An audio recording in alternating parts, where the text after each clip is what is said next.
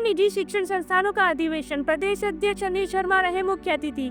सवाई माधोपुर जिले के खंडार शहर में निजी शिक्षण संस्थानों का ब्लॉक स्तरीय अधिवेशन सफलतापूर्वक संपन्न हुआ। अग्रवाल मैरिज गार्डन में आयोजित इस अधिवेशन की शुरुआत दोपहर 12 बजे से हुई, जिसमें निजी शिक्षण संस्थान के प्रदेश अध्यक्ष अनिल शर्मा मुख्य अतिथि के रूप में शामिल हुए।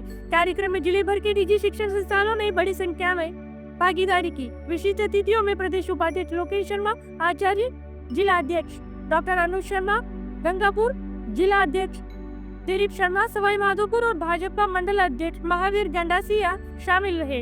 कार्यक्रम की शुरुआत अतिथियों के माल्यार्पण और भव्य स्वागत के साथ की गई। इसके बाद प्रदेश अध्यक्ष अनिल शर्मा ने अपने संबोधन में स्कूल संचालकों को आने वाली समस्याओं पर विस्तार से चर्चा करते हुए दिशा निर्देश और सुझाव दिए।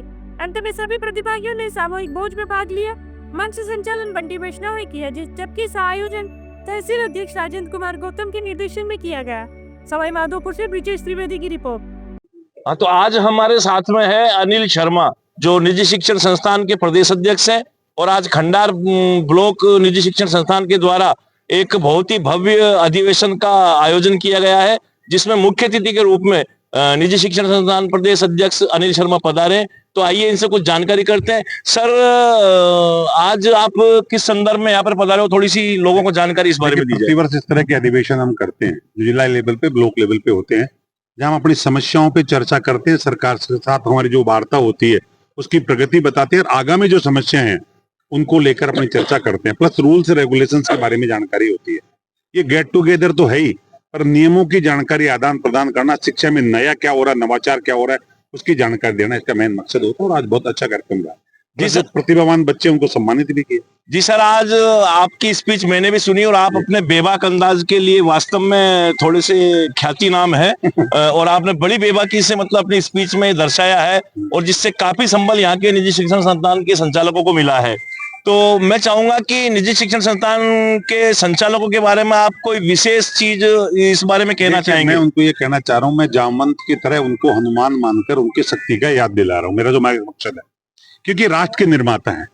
अगर राष्ट्र का निर्माता का मनोबल डाउन हो गया तो बच्चों को भी तैयार नहीं कर सकेगा। जी, तो मेरा पहला मकसद है उसको सशक्त रखूं, उसको उसके वास्तविक प्रतिभा का ज्ञान कराऊं, ताकि देश के जो बच्चे हमारी क्लास में पढ़ रहे हैं उन बच्चों में एक अच्छी शिक्षा आ सके, संस्कार की शिक्षा आ सके। जी, तो बेसिकली उनको उनके नियमों की जानकारी देकर, क्योंकि आज का जो परिवेश दूषित हुआ है, इसमें सब लोग उनको दबाने की कोशिश करते हैं, और अगर मेरा संचालक ही इन भावना से ग्रसित हो गया तो अच्छा रिजल्ट नहीं दे पाएगा। तो मेरा मकसद है उसको मजबूत करूं, उसको सपोर्ट करूं, ताकि लड़ सके। जैसे हमारे मोदी जी सैनिकों के को मनोबल बढ़ाते हैं, तब सैनिक पाकिस्तान पे ऑपरेशन सिंदूर करता है। ये मेरे सैनिक है जो इन बच्चों को शिक्षा देने का काम करे, राष्ट्र निर्माण का काम करे। जी सर, तो आपने अपनी स्पीच में भी और आपने अपने वक्तव्य में भी निजी शिक्षण संस्थान के बारे में और बच्चों के बारे में काफी कुछ कहा, लेकिन शिक्षक जो सही मायनों में, सही अर्थों में शिक्षक की जो डेफिनेशन होती है मेरी नजर में, शिक्षक उस मोमबत्ती की तरह है जो स्वयं जल करके चाहे समाप्त हो जाता है, लेकिन अंधेरे को प्रकाशमान में तब्दील करता है। तो मैं चाहूंगा कि शिक्षक जो होते हैं निजी शिक्षण संस्थान की, जैसे एक पेड़ होता है तो पेड़ की शाखाएं होती है, उसी प्रकार से निजी शिक्षण संस्थान को चलाने में जैसे शिरा और धमनी में रक्त की आवश्यकता होती है, उसी प्रकार से एक शिक्षक की बहुत महत्वपूर्ण भूमिका निभाती है। तो मैं चाहूंगा कि आपके निजी शिक्षण संस्थान में शिक्षकों के लिए भी आप कभी कोई ऐसा वो करते हो कि काफी शिक्षक ऐसे होते हैं जो अपना जीवन खपा देते हैं और फिर भी वो सही मायने पे, सही मुकाम पे नहीं पहुंच जाते? मुझे अगर गौर से सुना हो तो ईएसआई का एक मैटर आया था जी, उसमें मैंने बात बोली थी कि जो नियमित रूप से आपके शिक्षक हैं, जो अच्छा काम कर रहे हैं, आप उनको ईएसआई की सेवा की सुविधा दें, ताकि उनका परिवार सुरक्षित रह सके। उनके बच्चे एमबीए वगैरह करें तो उसमें फायदा मिल सके। अगर वो टीचर बीमार हो, कुछ परेशानी हो, तो उसको सरकार पैसा दे सके। तो मैंने जानबूझकर वो कहा। दूसरा, मैंने प्रशिक्षण की बात कही है, और निश्चित रूप से मैं अभी भी आपके माध्यम से भी कहना चाहूंगा, बिना शिक्षक के स्कूल की कल्पना नहीं है, संभव ही नहीं है। तो जब तक उसको विश्वास में लेके नहीं करेंगे तो नहीं होगा। आमतौर पर ये चीज मुझे भी सुनने में आती है, तो उनके साथ एक अच्छा व्यवहार नहीं होता, सम्मानजनक नहीं होता। वो एक कम्युनिकेशन गैप है। दोनों को एक दूसरे के महत्व को समझना पड़ेगा।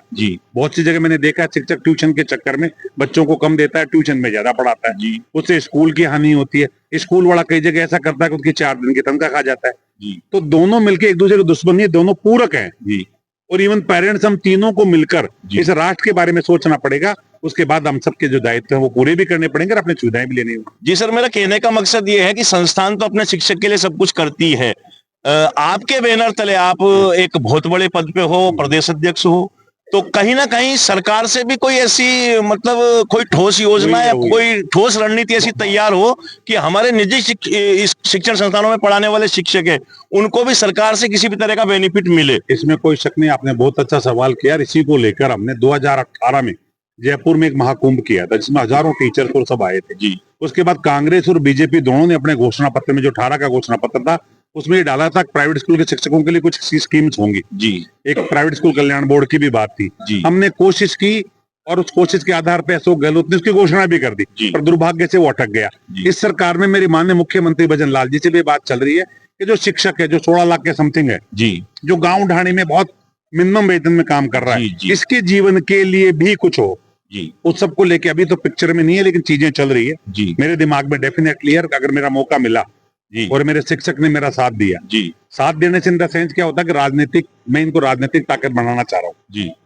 जब तक इस उंगली में ताकत नहीं होगी मैं सत्ताओं से कुछ नहीं करा सकता जी। जिस दिन टीचर बच्चे सब मिलके हम करेंगे तो इस लड़ाई में हम जीत सकते हैं, तो उसमें कोशिश हमारी चाहिए जी। सर, जैसे ही मैं आपको इसी संदर्भ में एक एग्जांपल दे रहा हूँ कि 2008 में प्रबोधक के इंटरव्यू हुए थे और उसमें शायद घनश्याम तिवारी जी उस समय शिक्षा मंत्री थे, तो निजी शिक्षण संस्थान के इन कर्मचारियों को भी लाभ देने के उद्देश्य से उन्होंने उनको शामिल करवाया था।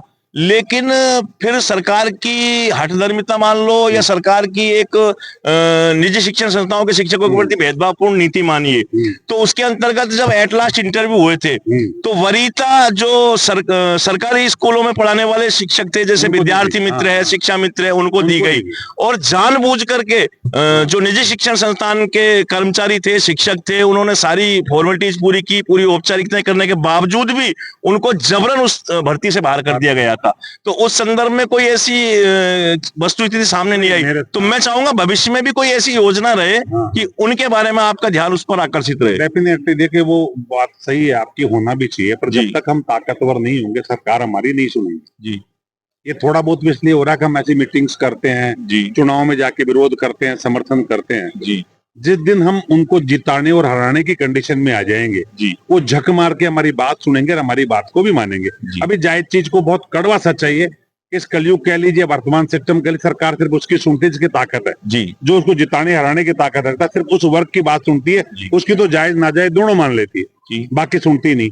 दूसरा एक और कड़वा सच है कि अभी सरकार का ध्यान ही नहीं है एजुकेशन पे, न खुद की पे है न हम पे है, बल्कि डेली देखा होगा आपने कि कलेक्टर्स को भी थोड़ी देर पहले मैंने वीडियो जारी करके कहा, कलेक्टर्स इतनी छुट्टी कर रहे हैं कि इस साल 120 दिन मिले हैं क्लास में जाने के। अभी बच्चों को पढ़ाऊंगा क्या 120 दिन में मैं जी?